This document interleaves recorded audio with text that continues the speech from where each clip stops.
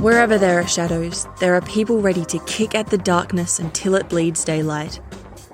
This is Bleeding Daylight with your host, Rodney Olson. Welcome to today's episode. Let's connect online through Facebook, Instagram and Twitter, where we can keep the conversation going. My guest today grew up around the halls of power in the White House, rubbing shoulders with those in the highest office from both sides of politics. More recently, she's written a book about overcoming cancer and how we can avoid or overcome many common illnesses. Get ready for a great episode.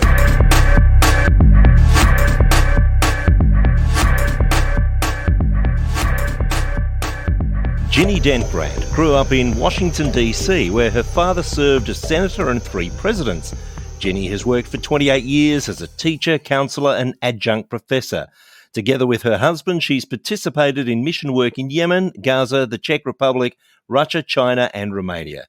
Her book, Unleash Your God-Given Healing, tells the story of her journey through diagnosis and then healing from cancer. I'm very pleased to have her join me on Bleeding Daylight today. Ginny, thank you so much for your time. Well, thank you for having me. It's great to be doing an interview all the way across the ocean on the other side of the world. It's a lot of fun.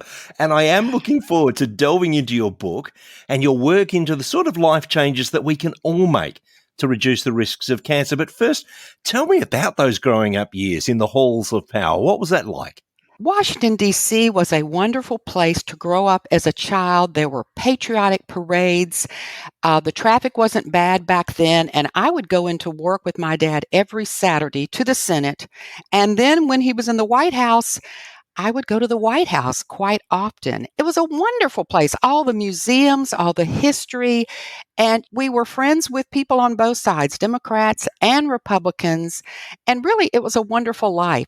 I don't think today it's as wonderful. It's just so divided and so ugly, and of course politics can always be ugly, but I think we saw more of the good in it back when I was growing up as a child. Maybe I was just naive, but my dad believed in serving the people for the cause of freedom. And what's interesting is he ended up finding true freedom after the Watergate trials in Christ and giving his life to Christ as I was praying for him, because I became a Christian through Young Life at age 16.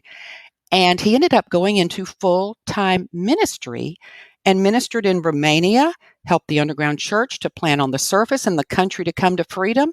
He ministered all over Australia, believe it or not, and different places in the world. So that was, I think, a more exciting part of our life. That's why my first book is called Finding True Freedom from the White House to the World, because when my father gave his life to Christ, God took him from those White House days and all that power and glory to ministering solely for the Lord. It's a fascinating upbringing.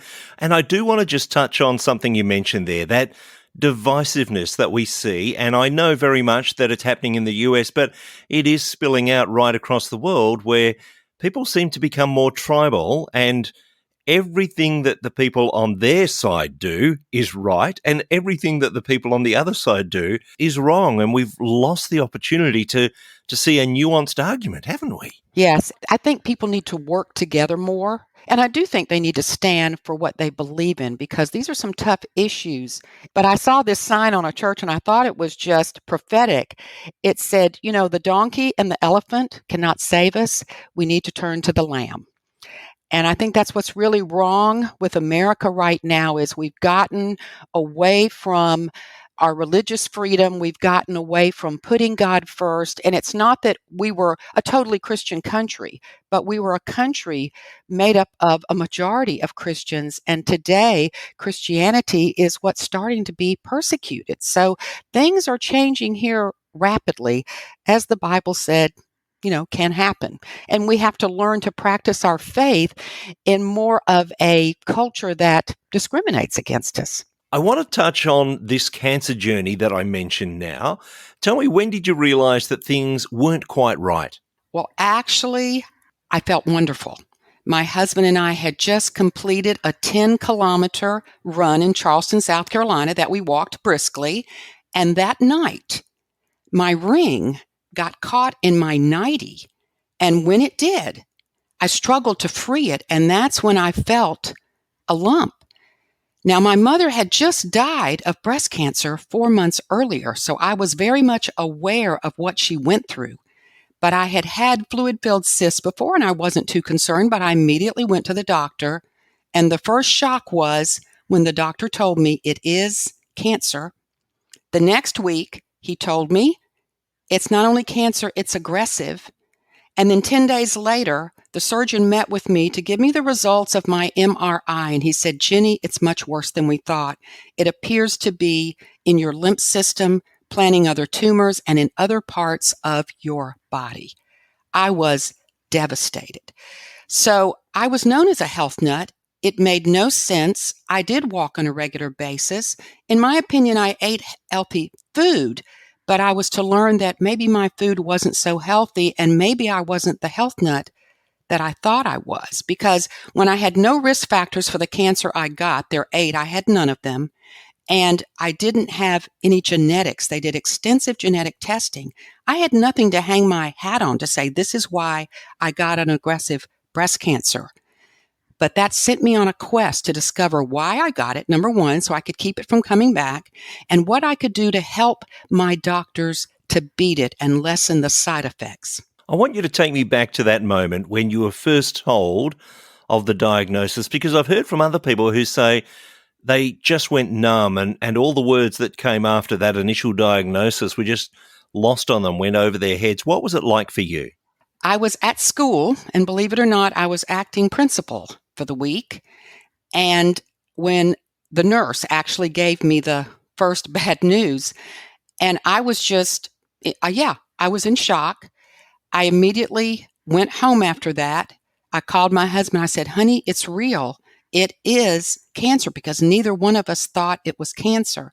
And as soon as I got home, he threw his arms around me, prayed over me, and asked God to guide us, direct us, and provide healing. And we took a walk for 2 miles to relieve the stress. But we had to start figuring out what we were going to do with this cancer diagnosis. And one of the first things we decided was to get a second opinion. And that is one of the most important things a cancer patient can do, especially once you know you have cancer and what type you have, to go to a specialty cancer center where the people there are experts in your cancer. And we started making plans to do that. What was it like telling friends and family of the diagnosis and about the journey that you then would have in front of you? I'll be honest with you, I was very quiet about it. I did not immediately tell my family members. Why? My mother had just died of breast cancer. I had a sister a year older. I didn't want to freak her out. And so I waited until I got further information and until those genetic tests came back so I could tell my sister, look, I have breast cancer. And then I could tell her immediately, and it's not genetic. And so that was very important to me. But I have to be honest with you. I'm not sure I wanted people to know that I had cancer. But right before my first surgery, I realized the journey ahead of me, all the risk, all the dangers, the treatments that they had laid out for me to stop this aggressive cancer. And I sent an email out to pastors I knew and to Christians that I trusted, requesting prayer. And I do think that's an important thing to do. So I was letting people I knew know about my cancer journey. But I also met with the chaplain at the cancer center, and I just was puzzled how a health nut like me got cancer.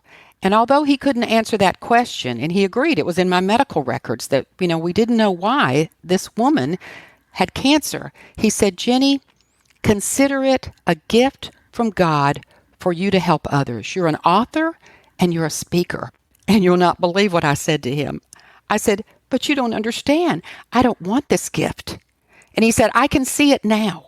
Your next book about helping other people get through the cancer journey. And the first line is, this is the book I never wanted to write. And his words became prophetic. But he also told me something else important. He said, we don't know why you got cancer. It is a mystery. But we do know this, that people who have healthy lifestyle habits get through the journey better. So don't change your lifestyle.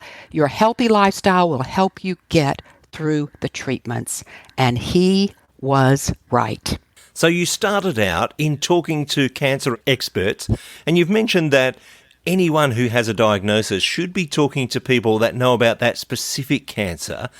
But where did your journey take you then? Because you wanted to investigate for yourself. I'm sure that anytime anyone hears that diagnosis of cancer, they're given a plan by the medical professionals. But you decided that you wanted to look even further into this, didn't you? Not having the risk factors and not having any genetic factors sent me on a quest to discover what caused it and then what I could do to help my doctors beat it. Now, I have to be honest, my cancer hospital, I chose my second opinion, and that was in Chicago, Cancer Treatment Centers of America. They provided a naturopathic doctor and a nutritionist on my case, and that was wonderful. It's like I had two fairies to guide me. But yes, my research went beyond what they told me. I looked at the Bible thoroughly for what God says about health and nutrition. I looked at the medical research. I read over 50 books. I went to 3 cancer conventions where doctors and cancer patients speak. I listened to online seminars with doctors all over the world who are on the cutting edge of what's causing cancer and what are things that we can do. So I had this insatiable appetite to learn what I could do to, number one, save my life, get through the journey without horrific side effects, and then lead a productive life afterwards. I did not want to be disabled from the treatments. And it's no secret that sometimes the treatments themselves kill the cancer patient. And sometimes you come out with chronic pain and all these issues because of the treatments. And I wanted to do everything I could to make my prognosis better.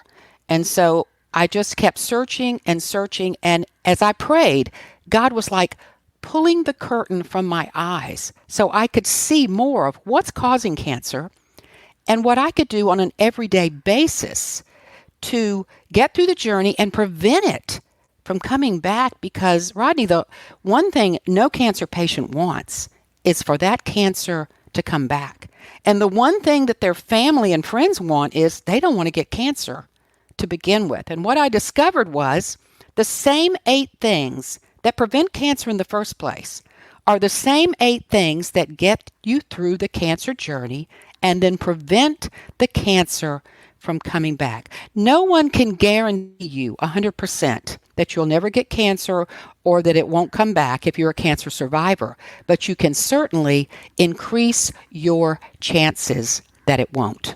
So these are the things that you start to discover, and maybe you can take us through those 8 things. What are the things that we need to be adding into our lifestyle that are going to, first of all, reduce the risk, but also help us through that journey should it arrive for us?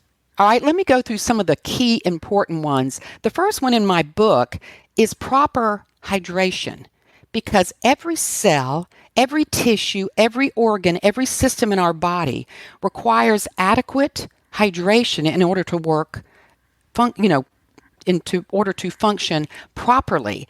And so that is a major cancer preventer. When all of your systems, including your immune system, are working as God intended, you're less likely to get cancer.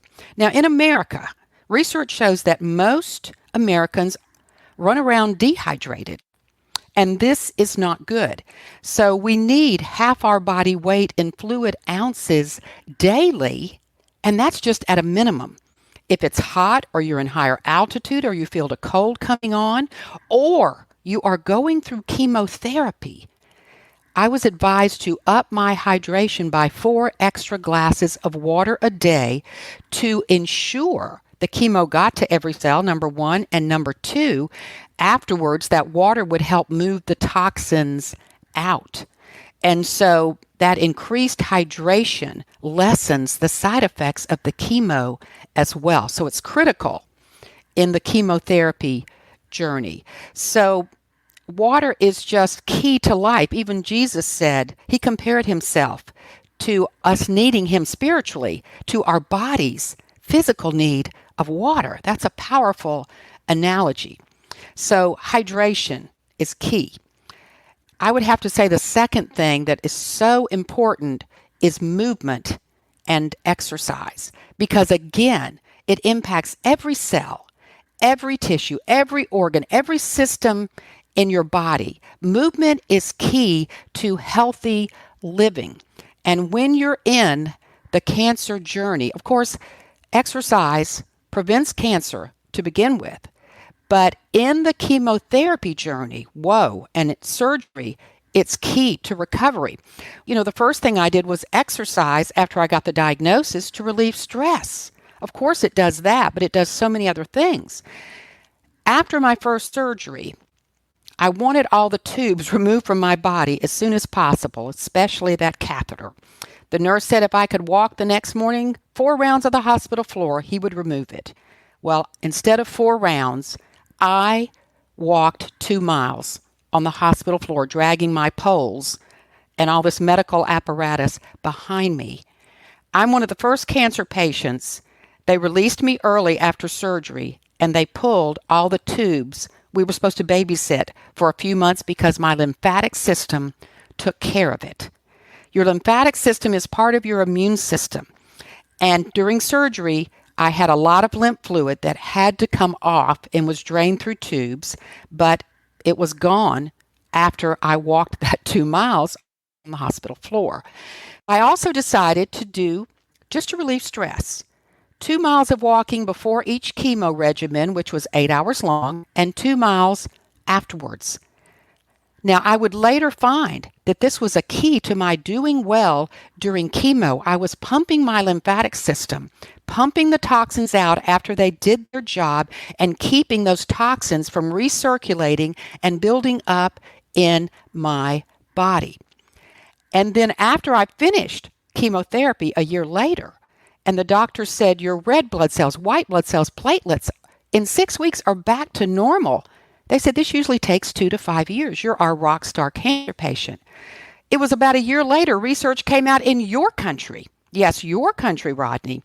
30 cancer entities came together to say that exercise is one of the best things a cancer patient can do at every part of the treatment. And then MD Anderson in America the next year came out with a study with mice that showed that mice that had a moderate exercise routine during chemotherapy fared better. And so that's just how exercise helped, including when I'm on the estrogen blocking pill, your bone density goes down. Chemotherapy makes your bone density goes down. I'm using exercises to keep my bone density up. It's remarkable that the things that you're talking about here are just simple good living, to make sure that we've got plenty of water, plenty of hydration, to make sure that we're moving. And yet so often we're after the magic pill, whatever it is, whether it's for cancer, whether it's for weight loss, whatever it is, we're seeking after a magical pill. And certainly medical science has come a long way and there's some wonderful medicines that are available. But why do you think it is that we go chasing after that rather than the simple building blocks of life? The Bible tells us to take care of our temple. And yes, you're right, Rodney. We tend to run to the doctor and say, fix this. Doctor, kill my cancer. Doctor, I have high blood pressure. Doctor, I have high cholesterol. Doctor, I have type 2 diabetes. It's your job to fix it. And what I'm telling people is, no, be part of the cure. It's your job to have these basic building blocks in place. All the 8 building blocks in my book.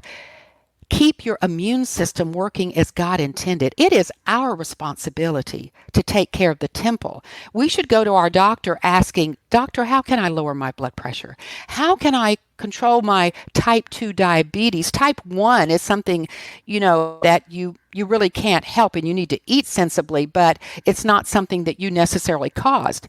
Type 2 diabetes is pretty much caused by your lifestyle, and we need to ask our doctor what we can do so maybe we don't have to take those medication and shots. And so we put a lot on the doctors today, and don't get me wrong, people are living longer because of surgeries, because of medications for the heart and all these heart procedures and neonatal care. I mean, we're blessed in Australia and in America with some wonderful things. But we need to be asking first and foremost, doctor, tell me what my part is. Tell me what I can do. And you're right. The doctor doesn't have time to be our food Nazi and instruct us on these basic building blocks. But if they do take the time to do that, listen and carry through. How much do you think we need to find the doctor who is going to help us through that? Because I do remember many years ago, not that I visit the doctor too often, but for some issues that I was facing, I was so pleased to find a doctor whose first answer wasn't, I'll write you a prescription. His first answer was to say, okay, these are some of the steps that you can take. How important is that we find a doctor who is prepared to help us in that way? They are hard to find, but they are out there, and I won't go to a doctor that doesn't do that. My cancer center did that, and my regular family doctor here in South Carolina, he'll tell me things that I can do to lower my blood sugar so that I don't have to go on medication as I age, because we're all going towards that type 2 diabetes because of our processed diet, and he gives me suggestions on that first, and then if needed, he will give me the medication. You have to hunt to find those doctors, but they are out there, and I've found that the younger doctors being trained in medical school today are getting more training in nutrition and some of these other things that are so important, and they're more willing to give you that advice. But you do have to hunt to find those doctors. And again, neither of us are saying that we should stop all medication. Our doctors have that as part of their toolkit, but it needs to be part of it, not all of it. Isn't that right? Right, it does. And I tell people this, if you're trying to lower your blood pressure and your blood sugar, then you do it in conjunction and working with your doctor. Tell them what you want to do, get suggestions from them, research on your own. And then as you go to the doctor and your blood pressure and your blood sugar numbers change, they'll reduce your medication. But let them know what you're trying to do and they will work with you. As you've started to outline these things in your book and people have started to read it through, what has the response been from some of the people that have been reading through the book and going through their own health journey, whether that be cancer or anything else? Well, some people have said, oh gosh, I can't do this. I would really rather, not live as long and risk cancer coming back than to change my lifestyle. Now, that's mainly people my age saying that. They say, well, I don't want to know all this. I started reading it. No, I don't want to know this. I'd rather not know and just live my life as I want to, because they're resistant to change. I find that the younger families are the ones, and some older, that are saying, I've seen too much cancer, too much Alzheimer's, too much this, too much that. I don't want my family to go there. I'm willing to change. But I will tell you, I'm helping some pastors in New York City, and one of them, 75 years old, stage 4 cancer, he turned everything around in one day. Most of the recommendations, look, he read them, he implemented them, and it's miraculous how well he's doing. It's very difficult at 75 years of age to turn a stage 4 cancer diagnosis around, and he is doing great. He's doing what the book says, but it's rare that a 75-year-old person can make those lifestyle changes at that age, but he's doing it willingly. And it's like the Lord's just guiding him. He's implementing what I say in the book. He's got a great doctor. All of that together, he may come out of this stage 4 cancer. He's definitely going to live longer, but he wants to live to see his grandchildren. As you're looking at all the evidence and you're reading all the books and you're finding out more and more about how to prevent and overcome cancer, did you find things that you really didn't know about healthy lifestyle? You'd already mentioned that you've been living a healthy lifestyle up to this point, but did you find things that helped you even further? Oh, absolutely. In looking back, I was better than the average American in what I ate and exercise and what I did, but it was not good enough. I was still way off the mark. And as we were asking Rodney, God to guide us, and he was pulling back the curtain from our eyes, things happened that I never could anticipate. After the chemotherapy journey, I got involved with an infrared sauna to reduce the toxins in my body. And from that, I got involved in a clinical trial study with that sauna company that was measuring the toxic chemicals in my body. I didn't know I had toxic chemicals in my body beyond the chemo. I just didn't know. 15 came up high on my test through this urine test. And I had to work. It took years to get those toxins down to reasonable levels. And a lot of those toxins were hormone disrupting chemicals, what we call xenoestrogens, which the doctors later said when they saw my test results, this helped to drive your cancer. We finally found one of the reasons for your cancer. Another thing I learned is that it's important as Christians how we manage stress and emotions. They always say, look back when you get a cancer diagnosis, 15 years, and what was going on in your life? Well, I can tell you what was going on in my life. The chaplain said I was lucky to be alive. All 4 of our parents went through Alzheimer's, cancer, heart disease, and another cancer, and we were the caretakers. And we were living the rat race life. And I was in a continual grief cycle where I couldn't come out of it because my dad's journey with Alzheimer's was a good 8 to 10 year journey of grief. And so grief, that long term that you can't get out of, can suppress your immune system. I began to learn all these things about why the Bible tells us in Philippians, as Paul's in prison, to pray about everything, give thanks in everything, and keep your mind set on the good things that are happening around you. Meditate on His Word. Pray. Gratitude. Hope. All these promises in the Bible. When you do that, instead of looking at all the negative circumstances around you, you put your body in a better mode to heal and to help your doctor beat your cancer. Your doctor has no control over your diet, your health practices, or your mind and your negative attitude. That positive Christian mindset is important in getting through the cancer journey and life in general. I was going to say, there's a determination that keeps coming through with what you're saying. First of all, when you hear that diagnosis, as shocking as it must have been, you and your husband determined to do something about it, that you were going to beat this if you could, and you worked your way towards doing that. How important is it to have that positive determination, and especially in this case, to have that grounded in the Scripture, to have it grounded in your faith? It's probably, Rodney, the most important thing in fighting disease. One of my pastor friends told me that as many people as he has stood by when they have had an illness, a really serious illness, he can tell you which ones are going to do well by their attitude.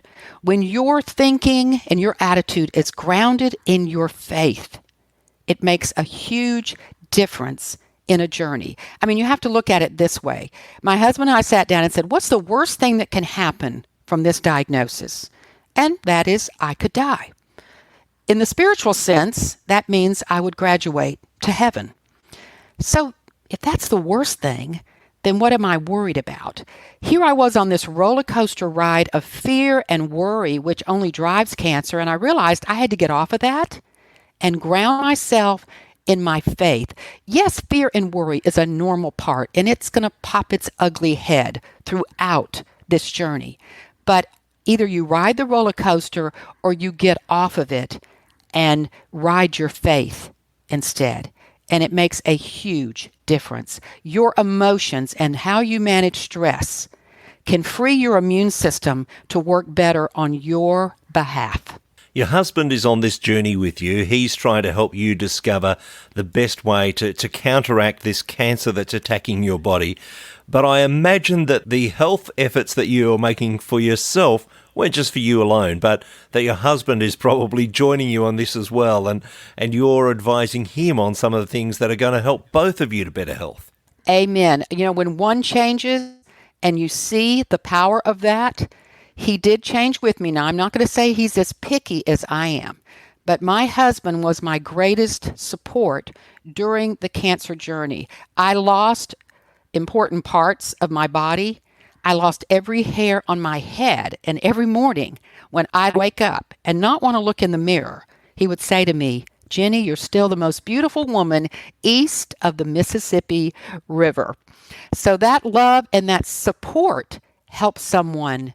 That boosts your immune system. And a lot of research shows having loving support during the cancer journey is important to every cancer patient. And his willingness to join me in this journey and change what we were eating and change what we were doing to benefit both of us.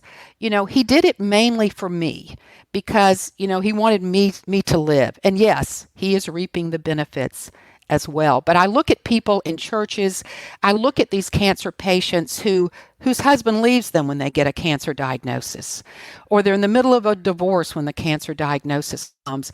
They need their church family to love them and support them and stand behind them and help them through the journey. I'm wondering about those people who know that you have cancer and yet are not sure how to talk to you about it. Did you find that there were people like that who wanted to be on that journey with you, who wanted to provide support but just didn't quite know what to say? I didn't find a lot of that. I had a lot of people writing me prayers and sending me cards and, calling me up to see how I was doing. There may have been some people that felt that way, but I did not know about it.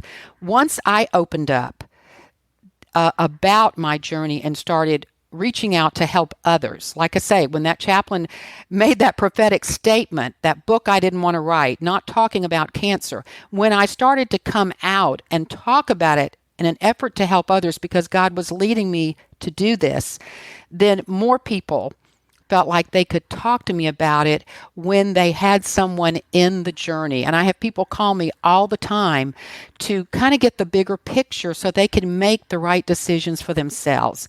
There's a lot of decisions to be made in treatment, in lifestyle, and only that person can make those decisions.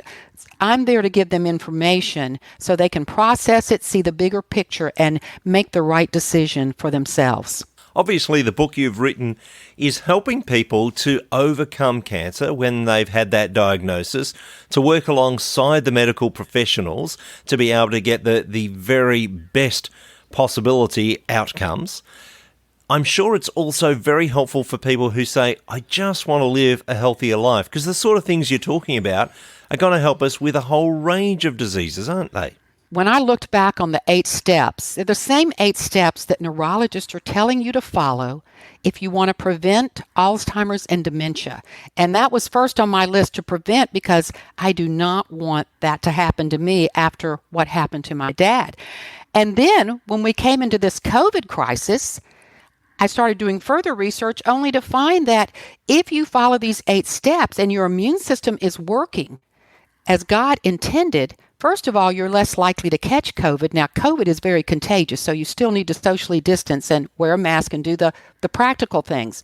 But even if you get COVID, you're not as likely to have the exaggerated symptoms because your immune system is working as God intended. So if you have a strong immune system, you're less likely to have those severe COVID symptoms. And that gives you a great deal of comfort as this pandemic continues to rage with all of these variants.